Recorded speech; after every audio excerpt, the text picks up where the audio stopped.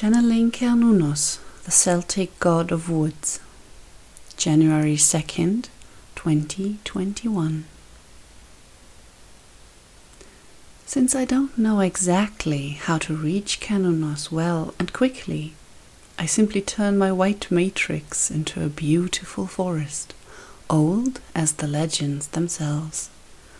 And it probably helps that we had already had our first contact yesterday and discussed this part of my new training, because on the wide path between the trees I quickly see his figure, this green-clad young man who always has a relaxed smile on his lips.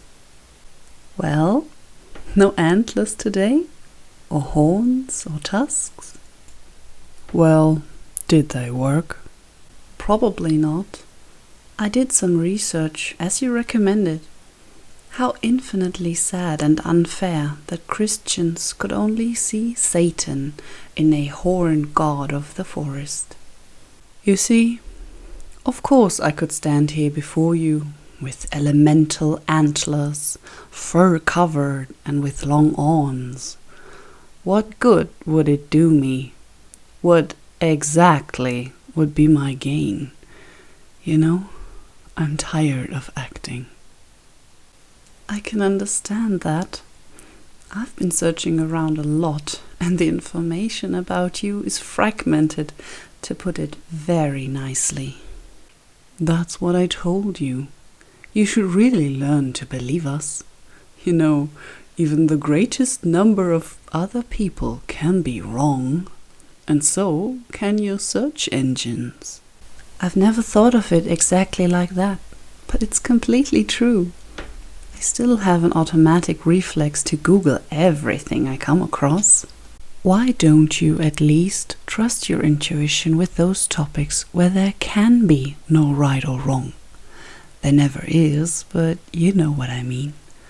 If you want to burn dried sea buckthorn berries and bay leaves, find the raw materials, not a manual. No one can tell you what is good and right for you and what should definitely end up in your incense mixture.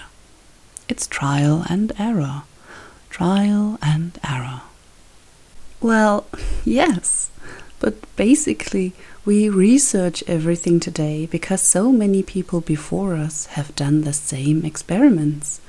We want to save ourselves the time.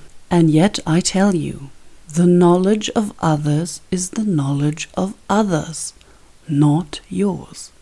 Their experiences and preferences are their own, and making them yours is not experience, it's copying. And you have to get away from that. The Celtic tribes don't have a YouTube channel, let me assure you. Mean, but true. And anyone who has such a broadcasting channel is not smarter than you, and certainly not smarter than you and me together. That was you, am I right? I've been feeling your influence quite strongly since yesterday. I want to go into the forest, gather something, hike, and just breathe. At first I thought it was just cabin fever again. After all, it's January 2021 as we speak, and we still have large-scale virus lockdowns here in Germany. I also want to create or buy your signs, figurines made of brass or clay, chains and pictures. My altar is bursting at the seams. And finally, I have understood this Christmas motif of the stag. All my life I've puzzled why people stamp and paint deer on their Christmas cards. Now I understand. The stag is my symbol, yes, but not only that. The stag also defies the cold, dark times, as you must, and used to a much more extreme degree than now.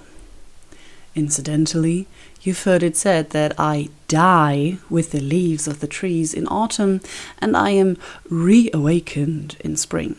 This is, of course, nonsense. I am a part of God that does not slip into human bodies for amusement.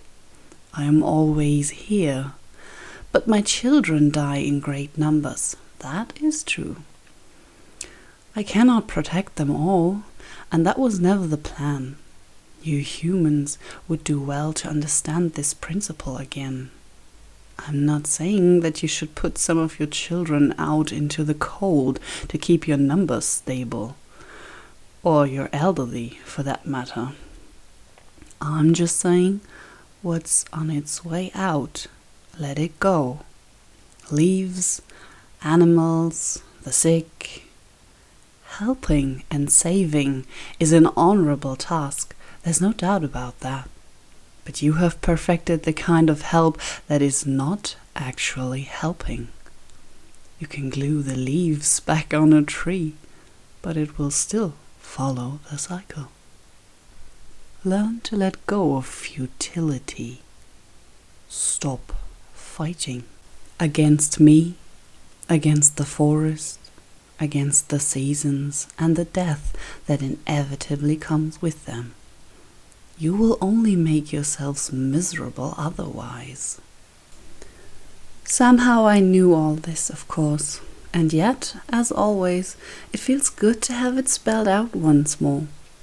I originally thought I would be happy when the channeling challenge of 2020 was finally over and I returned to my more or less normal lifestyle. But I realize now, I don't want to go back to the way it was before. I'm changing a lot. At the same time, I notice all the things I already had. I already bought skull sculptures in my youth, books about supernatural occurrences, about contact with the other world and its inhabitants, and a ton of incense. I basically just had to put it together into one big picture. Most witches are like that. You buy things that fascinate and attract you. These moments form cycles. It's a necklace with a gemstone here and a figurine there. You puzzle over where the legends of vampires, forest spirits, and banshees come from, and you're fascinated by sensory impressions like a strong-smelling oil or herb. And then, one day, you finally bring it all together. Fall from your castle in the clouds and straight onto the dusty ground of reality. With a bit of luck, I have already prepared a bed of leaves and moss for you there, and if I may say so, seldom have so few looked for these empty nests I prepare for your kind. It waited here under my watchful eye for your return, and at last you are here. And before you worry too much about the statement of you being something special, next to your nest are hundreds of thousands of other nests, all waiting the return of their inhabitants, of witches and wise women, of druids and ritual leaders. You have a saying that is not too far from the truth. No matter what the Third World War is fought with, the Fourth will be fought with sticks and stones. If you regard the Romans as the first far-stretched war against believers, and Christianity as the second, and your present overflowing measure of diseases, mental and physical, as the third, then we are right now at the threshold where you must find your way back to sticks and stones, with all the force you can muster. Find back to the walking stick of a druid and wishes carved into stones, because sometimes you have to go back to the last fork in the road where you have lost your way. And you haven't only lost the last bit of your way, you've been running into a completely wrong direction with unprecedented speed.